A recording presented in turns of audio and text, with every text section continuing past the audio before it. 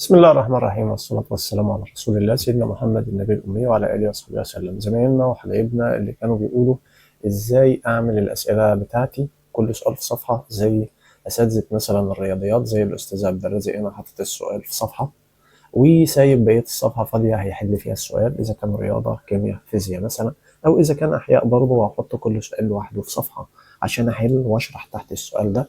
ويكون التصميم بتاعي مثلا فيه هنا اسم القناة بتاعتي، فيه هنا اسمي مثلا، وفوق حاطط العنوان. تعالى أقول لك أستاذ عبد الرازق مثلا بيعملها إزاي، أو أي أستاذ بيعمل دي إزاي.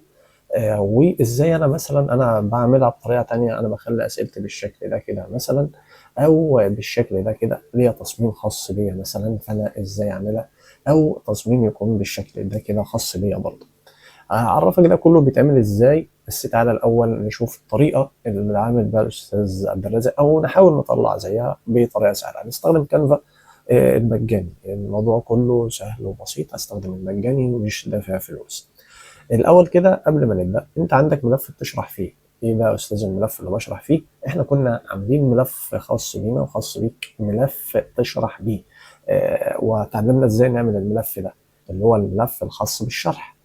سهل وبسيط. ادي الملف الخاص بالشرح اللي انا كنت عامله، وعامله كنموذج باخد منه نسخه كل مره مع كل درس جديد اكتب فيه، اللي هي الصفحه الفاضيه اللي انا هشتغل عليها على السبوره لما اجي اشرح.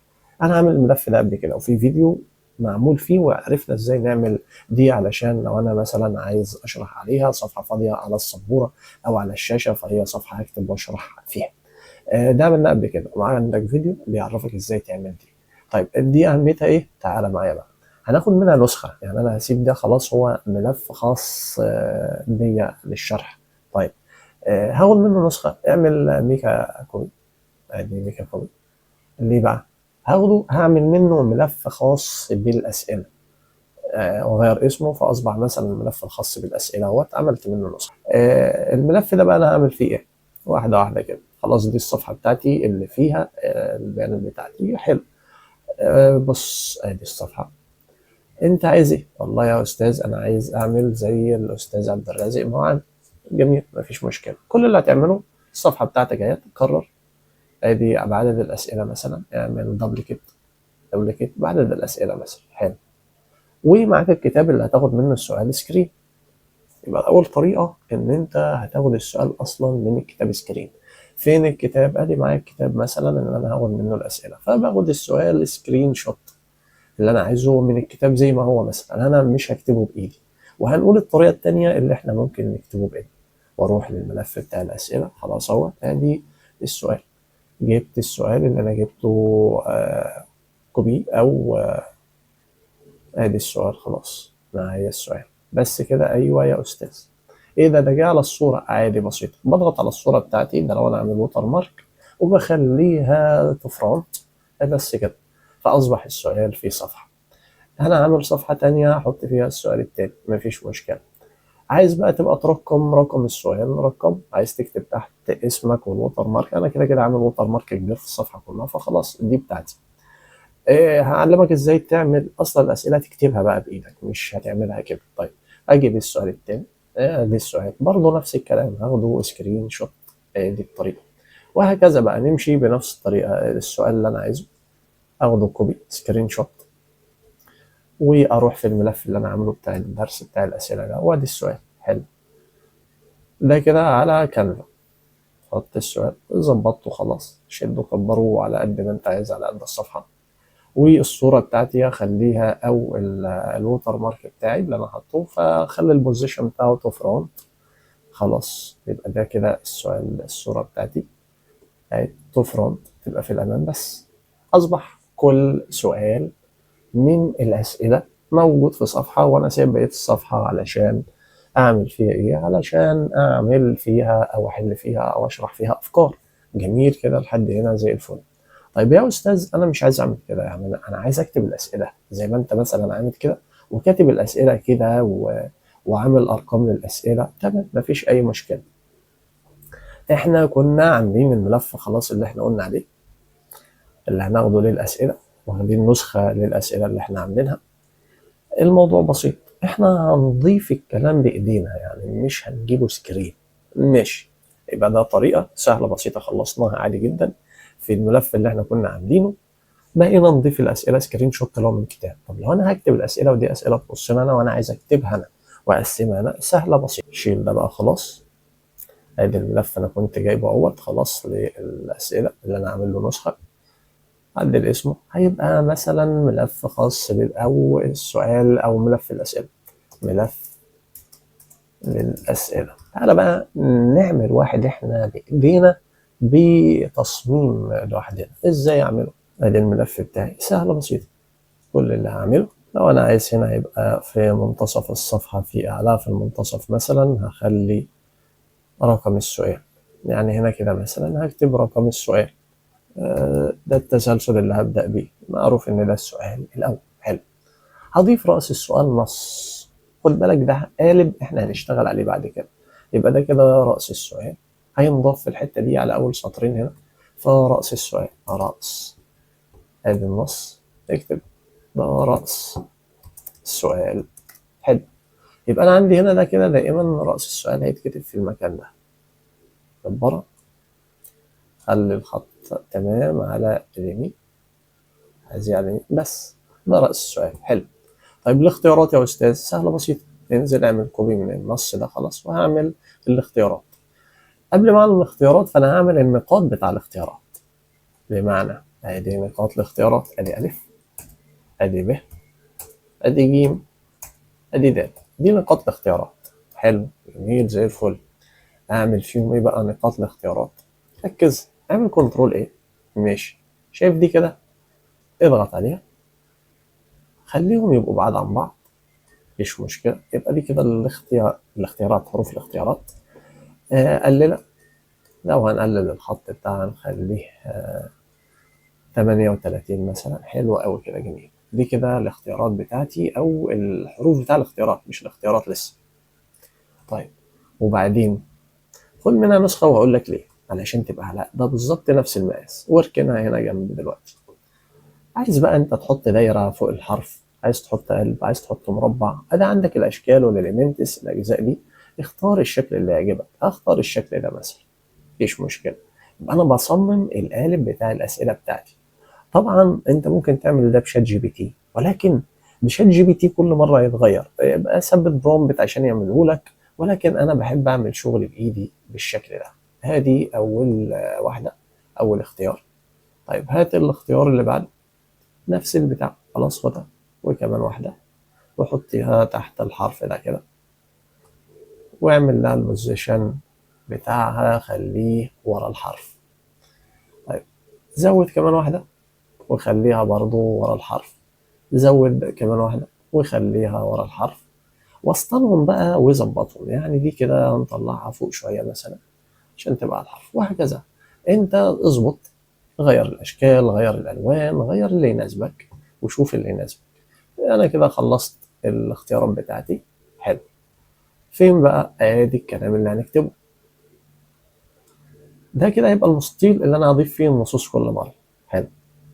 اول الاختيارات عملت واحد لرأس السؤال، وهنا اروح عند الف، الاختيار الاول. عند ب، الاختيار الثاني.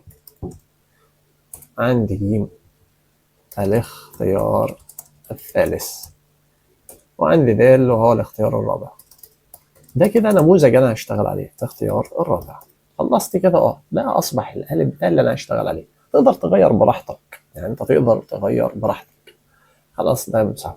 ده كده قالب هحتفظ بيه القالب ده عندك وناخد منه نسخة. اذا ده القالب الخاص بالاسئلة. طيب هضيف سؤال، اعمل دبليكيت. ده السؤال رقم 2. ادي السؤال رقم 2. خلاص كده ضيف رأس السؤال. طيب يا استاذ انا مش هكتب بايدي، انا عندي الاسئله مثلا في ملف بي دي اف وانا هطلع النص منها. قلناها قبل كده ازاي تطلع النص من البي دي اف. طب لو انا اصلا كاب وورد عندي، سهله بسيطه. تعال نروح نجيب الاسئله من الوورد ونجيبها ازاي بقى؟ كوبي. بمعنى تعالى كده بص، ادي مثلا الملف الخاص بيا وورد مثلا في اسئله الخاصه بتاعتي. فانا هروح خلاص اخد منها السؤال. ادي السؤال اهوت، هاخد رأس السؤال الأول كوبي، كنترول سي أو كوبي. واروح على الملف اللي انا فاتحه الخاص بكانفا اهوت، النموذج اللي انا عملته بقى. ايوه. وهحط هنا في رأس السؤال اعلم علامتين وادي كنترول في. بس كده يا استاذ. خلصت ولزقت السؤال. ظبط بقى انت. طبعا كده الخط كبير قوي فواخد 3 سطور. هقلله شويه، بدل ما هو 52 نخليه مثلا دي نخليه 44. حلو قوي 44. جميل زي الفل 44. واللي تحتيه ده في 38 ده كده مقاسات مظبوطه. حلو على السطرين. اروح لملف بعد كده تاني الوورد، اجيب الاختيارات. ايه ده؟ يعني هي كوبي وبست بس كده فهروح ليه؟ فهروح اجيب الاختيارات. فين الاختيارات؟ ادي الاختيارات. وكنترول سي. وهرجع لكانفا احط فيها اعلم هنا كنترول ايه عشان اختارهم كلهم. كنترول في اللي انا كنت ناسخها بس. شكرا جبت الاختيارات واصاد الاختيارات بالظبط. لو في حروف زياده زي دي انا شلتها. في حروف زياده زي دي انا شلتها. شلت ديت الزياده خلاص ظبط. هتقول لي طيب يا استاذ كان في رسمه. هجيب الرسمه، ايه المشكله؟ تعال نرجع للوورد بتاعنا ونجيب الرسمه بتاعتنا. اهي دي كانت الرسمه مثلا بتاعتي. ادي الرسمه كنترول سي برضه. ايوه. واروح بيها عادي جدا على ادي الملف بتاعنا اللي احنا فاتحينه اهو. كنترول في. ركز لي كده. ادي الرسمه بتاعتي الجميله جت زي الفل. ايدي دي فوق الشكل. خلاص انا بعلم على الشكل بتاعي او الوتر مارك بتاعي وبخلي البوزيشن ان هو يبقى عائم تو فرونت للامام. بس كده خلصت. دي اسئلتي. هتعمل دبليكيت ونفس الكلام. السؤال الاول السؤال الثاني. خلصت جدا. ده القالب بتاعي ودي اسئلتي اللي انا ضفتها وخلصت كل سؤال في صفحه في الوتر مارك بتاعي وجميل زي الفل. تركز معايا بقى في اللي هنقوله. هتعمل ايه؟ هعمل يا استاذ انزل بقى الملف اللي انا عملته اذا كان صور او اذا كان مكتوب. يعني انت كنت واخده سكرين شوت وحطيت الاسئله بس كده على طول، او انت كتبته بايدك كده او جبته كوبي من ملف الوورد فنزله بقى عشان تقدر تشتغل عليه. طب هنزله ايه؟ هنزله اول حاجه نزله لي PDF اللي انت هتشتغل عليه وتركز فيها كويس جدا. خلاص اعمل غيرت PDF واعمل داونلود. هعمل لها وانزل الملف بتاعي بقى. خلاص انا جهزت اسئلتي بنفس الطريقه. طبعا انت تحس ان هو بتاخد وقت طويل. هي مش تاخد وقت طويل معاك لان انت الموضوع كله في الاول بس ان انت انشات القالب. بعد كده خلاص انت بتاخد منه كوبي وقص ولزق وقص ولزق بسرعه. لكن هي اول مره بس على ما تنشئ القالب بتاعك اللي هتشتغل بيه باستمرار. نزلت الملف بتاعي خلاص. نزل الملف اهوت. نعمل له سيف واسيفه ويتسيف أسئلة الدرس الأول. ماشي مفيش مشكلة. نزل وزي الفل. افتحه بقى. تعالى نفتحه. ادي الملف بتاعي نزل وكل سؤال في صفحة. ادي كل سؤال في صفحة زي ما انت شايف كده. هاخده بقى على الشاشة على التابلت على السبورة احل واشرح فيه. وادي كل سؤال بايه؟ بصفحة. وده كمان مكتوب. التاني اسهل ان انت بتلزق بس السؤال وخلاص. التاني اسهل. حد هنا كده تمام؟ ازاي احنا نصممه وازاي نعمله؟ دي نقطة. تركز لي بقى في اللي جاي عشان انا سايب لك في نهاية الفيديو حاجة كويسة. طيب خلاص عرفت ازاي. هنزله بقى كمان ليف مش عايزه. هنزله كمان. تعالى هنا كده نزله كمان صور. ليه صور؟ هقول لك بقى. دي حاجة مهمة جدا. نعمل له داونلود بس خليها PNG. ادي PNG. اعمل داونلود. هينزل مضغوط. نزله. هقول لك احنا هنستخدم الصور دي في ايه. هتنزل مضغوط وهنفك الضغط وخليه يحتفظ بيه عندك الصور دي. هقول لك هنحتاجه في ايه. نزله. ادي اسئله برضه. هقول لك اسئله الدرس الاول مثلا اهوت. فنزل. حفظته جميل. خليها بقى عندك الصور دي. مجموعه الصور 10 صور 20 صوره خليهم عندك. ليه يا استاذ؟ بص كده ببساطه هقول لك ليه. هنستخدمها ان احنا نعمل منها مثلا الصور اللي انا نزلتها الاسئله بتاعتي. ان انا احط مثلا زي ما انت شايف كده. هعمل امتحان للطلبه. هرصهم كلهم في ورقه A4. ادي 10 اسئله في صفحه واحده ورصصهم 7 8 9 10. دول 10 اسئله في صفحه واحده. ده هنشوف الفيديو الجاي ازاي اعمل التصميم ده او تصميم غيره مختلف وتحط الاسئله قصاد بعضها او تحط اكتر براحتك عدد اسئله. فانا بحط هنا 10 اسئله في صفحه واحده. يعني الورقه وش وظهر فيها 20 سؤال، فانا لما بدي الولد امتحان ورقه واحده ولكن انا مديله 20 سؤال في ورقه واحده. فانت تخيل بقى، تخيل انت بتحط 5 اسئله في ورقه اصلا وتروح تصور له 4 ورقات، فيحس ان الامتحان كتير، ده 4 ورقات، انا هنا مديله ورقه واحده فال 20 سؤال. فده تصميم. هنستخدمها كمان الصور اللي احنا نزلناها او الاسئله نزلناها في شكل صور، هستخدمها ان انا اعمل بيها امتحانات الكترونيه بالشكل اللي قدامك ده، اللي هو ايه، اعملها كده. ازاي اعمل امتحاناتي الكترونيه على جوجل ويكون شكلها جذاب وكويس، مش مجرد امتحانات الكترونيه اللي هو شكلها اصلا كان يسد النفس، تلاقي الصفحه كلها بيضه ومكتوبه وحاجه. لا، احنا هنا منظمينه ومقسمينه، وشكل السؤال حتى مش مكتوب، ده هيريحني، مش هقعد اكتب هناك على جوجل دوكس ان انا اقعد اكتب السؤال والاختيارات. لا، احنا بنعمل الحاجه مره واحده ونستخدمها في اكتر من حاجه. استخدمها في ملف صور، ان انا اخد الورقه اصورها للطالب، حاطط له ورقه واحده فيها 10 اسئله او ورقه فيها 20 سؤال وش وظهر، او استخدم نفس الاسئله واعمل له امتحانات الكترونيه. يبقى بعمل الحاجه مره وتريحني 1000 مره. دي حاجه.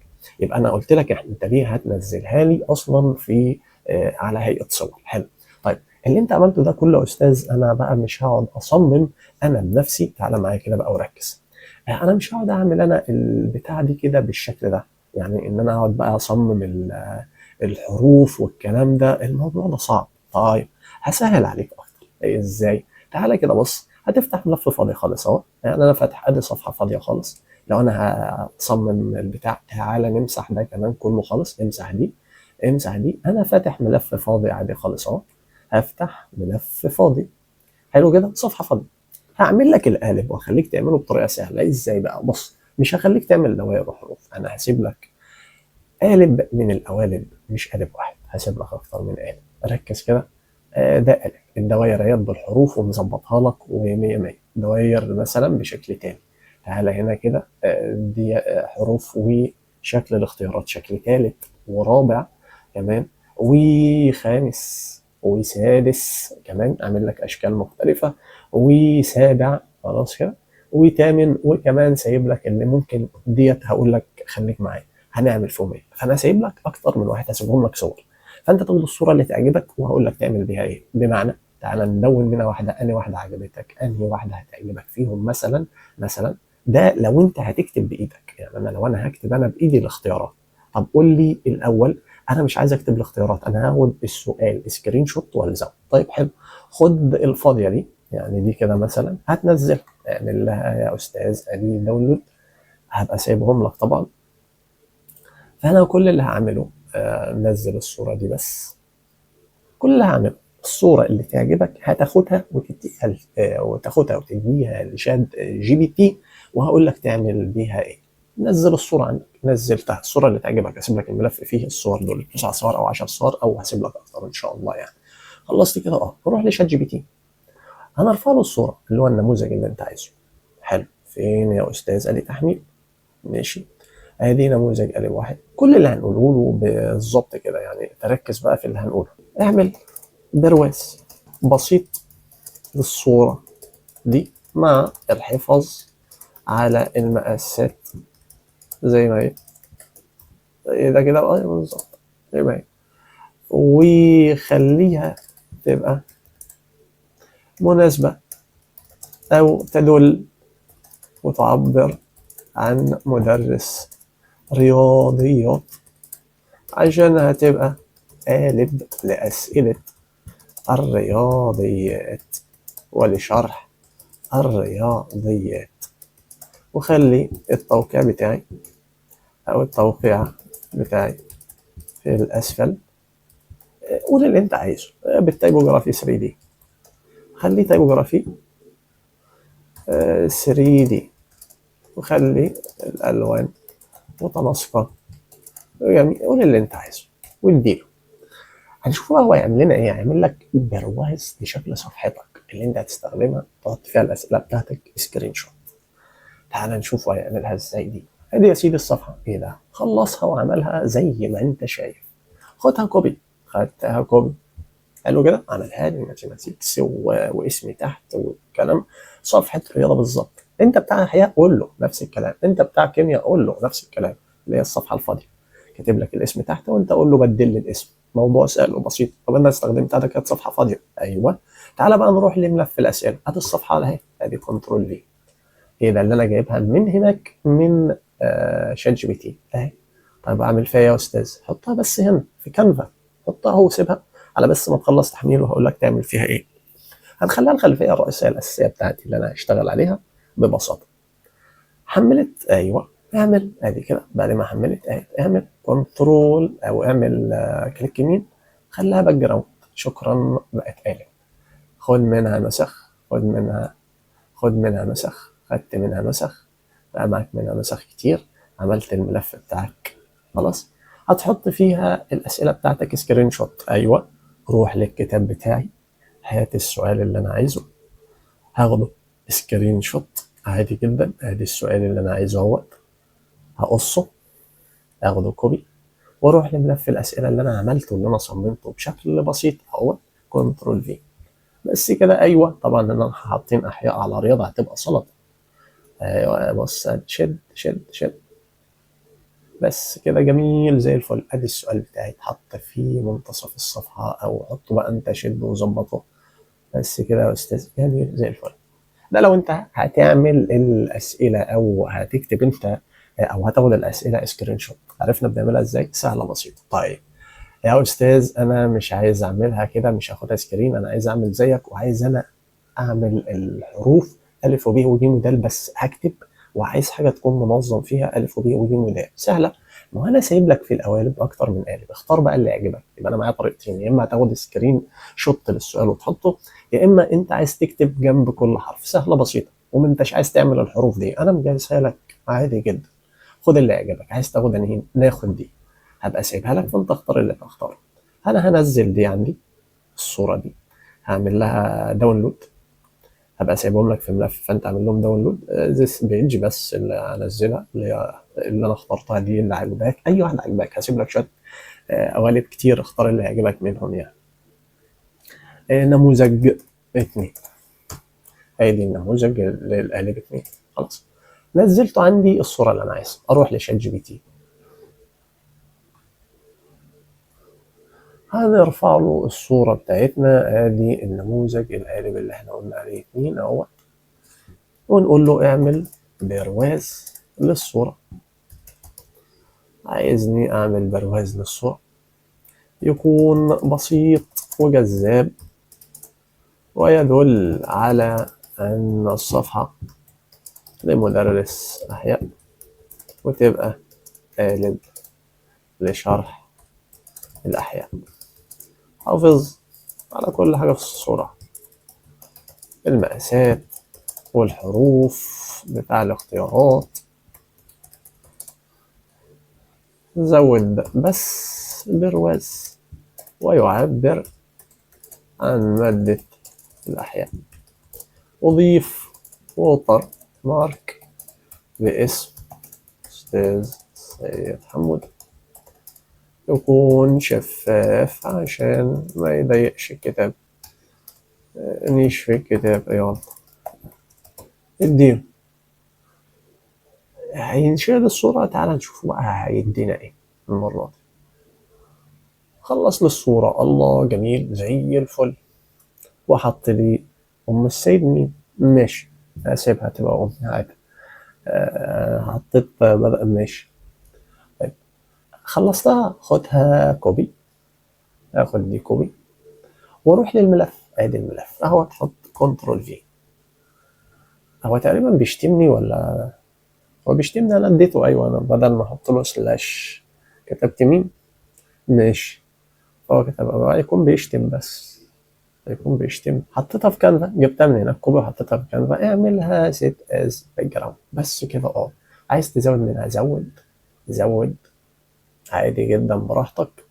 تبدأ بقى تضيف النصوص زي ما احنا قلنا. ازاي اضيف؟ اضيف تكست. فالتكست اللي هضيفه هيبقى رأس السؤال. ادي رأس السؤال هنا، هنضيف ادي، تقول ادي رأس السؤال، وهنا تحت هتبقى الاختيارات بتاعتك. وده يكون قالب، يعني هيبقى قالب ثابت معاك كل مرة، مش كل مرة تروح لشات جي بي تي فيديك شكل مختلف. ادي الاختيار الاول، ادي الاختيار الثاني، هذه الاختيار الثالث، هذه الاختيار الرابع. اختار كله كنترول ايه، خلي الخط هنا نقلله شوية فيبقى 38. ده حلو 38، ولكن وسع المسافة ما بينهم عشان يجوا على قد الاختيارات بالظبط. شكرا. رص كده جنبهم، ايوه خليها جنبهم، حلو جدا. شد معاك بقى الأسئلة بتاعتك، هتضيفها ضيفها براحتك. ايوه لو هتضيفها الأسئلة يعني بإيديك اكتب، أو لو معاك الملف الوورد خد منه واعمل.